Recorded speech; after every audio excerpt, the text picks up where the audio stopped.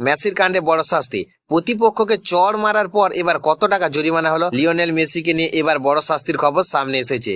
Major league সরকার বা MLS Philadelphia ইউনিয়নের বিরুদ্ধে ম্যাচে প্রতিপক্ষের খেলোয়াড় কুইন সুলিভানের সঙ্গে উত্তপ্ত ঘটনা জোড়ানোর কারণে মেসিকে জরিমানা করেছে।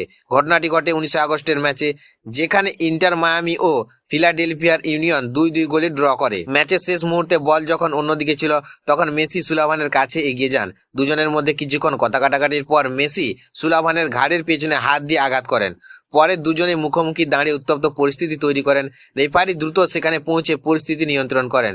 সেই মুহূর্তে মেসিকে কোনো কার্ড দেখানো হয়নি। তবে ম্যাচের পর ভিডিও ঘটনার পর্যালোচনা করে MLS এর ডিসিপ্লিনারি কমিটি মেসির বিরুদ্ধে ব্যবস্থা নেয়। প্রতিপক্ষের মুখ, মাথা বা ঘাড়ে হাত ব্যবহার নিয়ম ভাঙার অভিযোগে তাকে জরিমানা করা হয়েছে।